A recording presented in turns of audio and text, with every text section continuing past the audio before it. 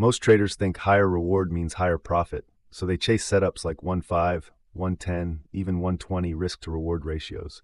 But in reality, this is one of the fastest ways to destroy a trading account. And here's why. Let's start with two traders. Both begin with $5,000.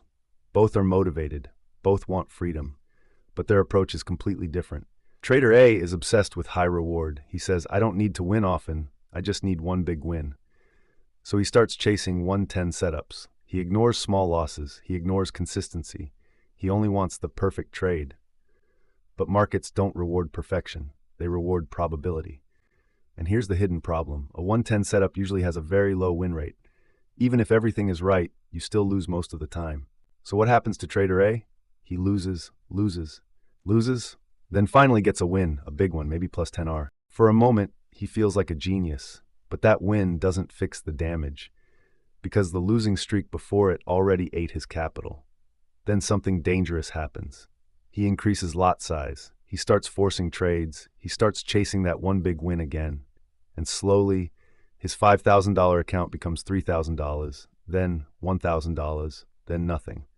Not because the idea of high reward was wrong, but because the system had no survival structure. Now let's look at Trader B. Trader B thinks differently.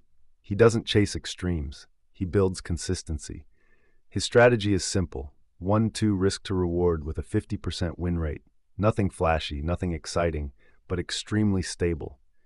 At first, people ignore him. They say, that's too small. You'll never get rich like that.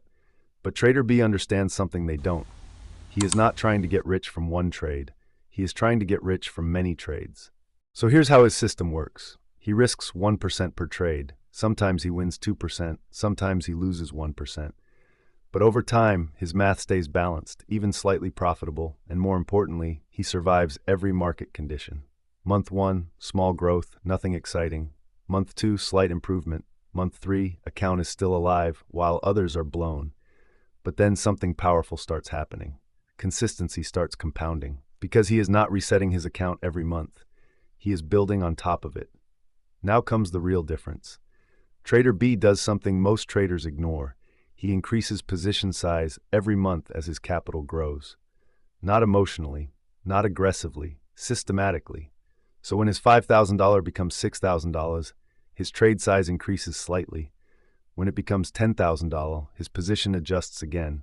Not chasing risk, but scaling growth. Now the system starts accelerating, because even small edges, when repeated consistently, with increasing capital, become exponential.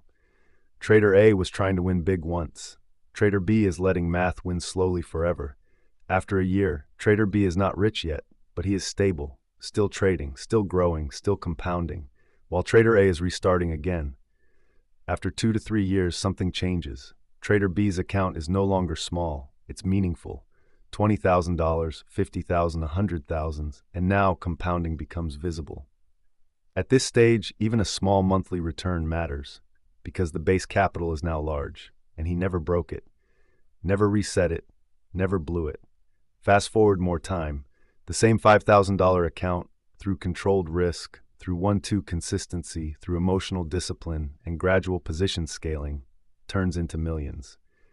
Not because he had the highest reward trades, but because he never depended on them. And here's the truth that destroys most traders emotionally. Trader A was trying to be right big. Trader B was trying to survive long.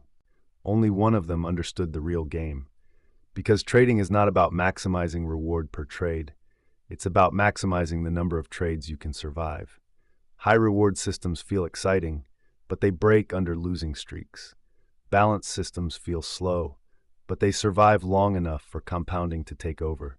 And in the end, the market always rewards one thing: consistency that survives long enough to compound. So the question is not, how big can your next trade be?